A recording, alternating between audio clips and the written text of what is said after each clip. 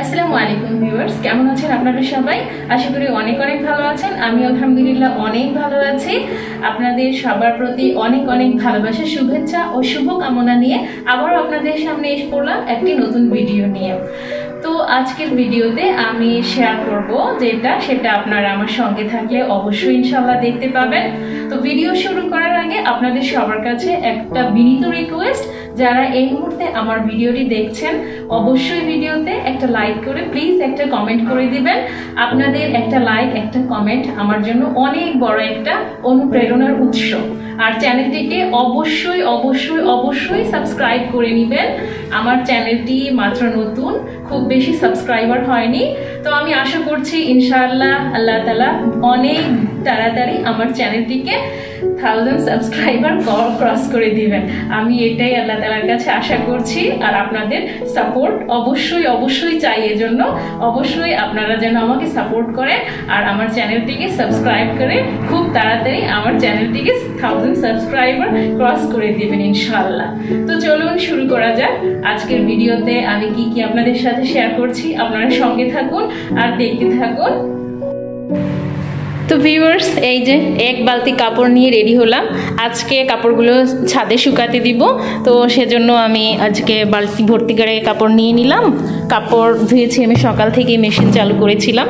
তো এখন যাচ্ছি, এই যে ছাদে যাব। ছাদে গিয়ে কাপড় শুকালে কাপড়গুলো তাড়াতাড়ি শুকিয়ে যাবে। বাইরে মাশাআল্লাহ অনেক রোদ। এই যে আমার মিনি বাগান, অনেক ভালো লাগে আমার এখানে আসলে, একদম সিঁড়ি পর্যন্ত। এই যে ফুলের গাছগুলো দেখতে অনেক ভালো লাগে। আমার অনেক শখ বাগান করার, সেজন্য এটাই করা।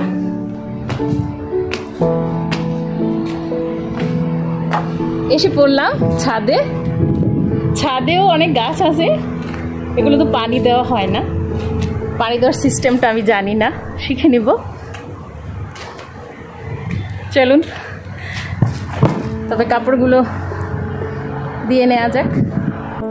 এখন বাজে সন্ধ্যা 6:30, একটু পরে মাগরিবের আজান দিবে। তো আমি ভাবলাম কাপড়গুলো নিয়ে রাখি, বাইরে অন্ধকার হয়ে যাচ্ছিল।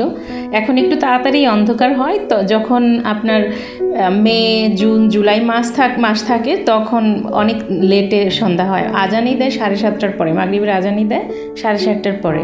আর সূর্য ডুবতে ডুবতে তো 8টা 20 বাজে। তো এখন ঠান্ডার মৌসুম আসছে না, তো এই কারণে বাইরের আবহাওয়াটা একটু চেঞ্জ হচ্ছে, তাড়াতাড়ি সূর্য অস্ত যায়। হ্যালো বন্ধুরা, আসসালামু আলাইকুম। তোমাদের সামনে আবার আসলাম। এটা হচ্ছে দ্বিতীয় দিন। কালকের ভিডিওগুলো ওই পর্যন্তই রেখেছি। ছাদ থেকে কাপড় নিয়ে এসেছি, তখন সন্ধ্যা হয়ে গিয়েছিল। তো আজকে এই ব্লগটা আমি 2 দিন মিলিয়ে তারপরে একটা ভিডিও বানাবো, সেটাই ব্লগে দিব। আজকে ভিডিও দেইনি, আজকে একটা শর্ট ভিডিও আপলোড করেছি আর পোস্ট করেছি, তোমরা দেখে নিও। আর আজকে ঘরে রাতের জন্য কোনো খানা রান্না করা হবে না। আজকে বিকেলে রান্নাঘরে কোনো কাজ নেই আমার, শুধু একটু উল্টাপাল্টা পড়া, সেগুলো গুছাতে হবে। আর এই কাপড়গুলো গুছিয়ে নেব। আসলে কালকে কাপড় কাজ করিনি, আর সেটার মেইন কারণ হচ্ছে আমার হাজব্যান্ড যখন অফিস থেকে এসে পড়ে তারপরে আমি আর কোনো কাজ রাখি না। রাতের জন্য আমি ফ্রি থাকতে চেষ্টা করি, কেননা হাজব্যান্ড সারাদিন অফিসে কাজ করে আসার পরে তারপরেও যদি আমি বিজি থাকি, উনি একা একা খান, একা একা সবকিছু করেন, তো এই জিনিসটা আমার কাছে ভালো লাগে না। সেজন্য আমি সব সময় চেষ্টা করি রাতের জন্য ফ্রি থাকতে। এজন্য আর কি কালকে আর কোনো ভিডিও করা হয়নি। আজকে আর কালকে 2 দিন ভিডিও মিলিয়ে একটা ব্লগ বানিয়ে এটা পোস্ট করা হবে ইনশাআল্লাহ, এটা আপলোড করা হবে। তো সঙ্গে থাকুন, আপনারা দেখতে থাকুন। আমি এখন কাপড়গুলো গুছিয়ে নিচ্ছি। কাপড়গুলো আলমারিতে রাখার পরে আরো কাজ আছে, কিচেনে কিছু কাজ আছে, বেশি না, আধা ঘন্টার মধ্যে ইনশাআল্লাহ সব কাজ শেষ হয়ে যাবে। কাজগুলো কমপ্লিট করে তারপরে আপনাদের সাথে আবার দেখা হবে, যখন কেন আজকে রান্না করিনি সেটা ইনশাআল্লাহ বলবো। আপনারা সঙ্গে থাকুন আর দেখতে থাকুন।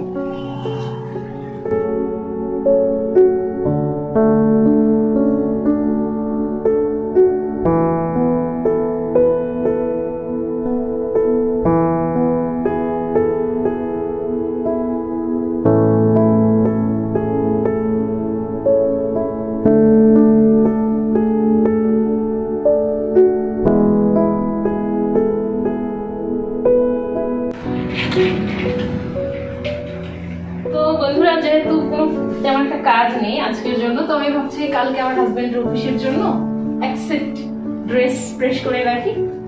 এই শার্টটা ব্ল্যাক শার্ট আর এই প্যান্টটা আয়রন করে রেখে দিই, তো সকালের জন্য আমার কাজটা একটু হালকা থাকবে। এই দুটো আয়রন করবো।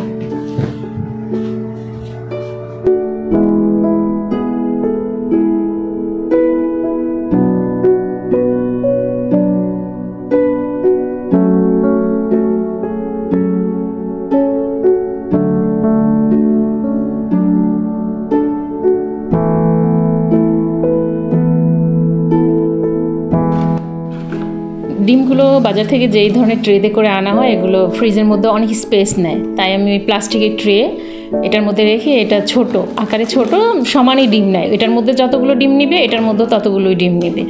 তো এটার মধ্যে ডিমগুলো রেখে ফ্রিজে রাখি, তো স্পেসটা একটু কম লাগে। আমার ফ্রিজটা একটু ছোট, তো তাই ভিতরে জায়গা বাঁচানোর জন্য অন্যান্য জিনিসপত্র তো রাখতে হয়, সবজি রাখতে হয়, ফল রাখতে হয়। তো ফ্রিজের ভেতরে স্পেস থাকলে একটু কাজ করতে সুবিধা হয়, এজন্য আর কি এই ট্রেটা ব্যবহার করা।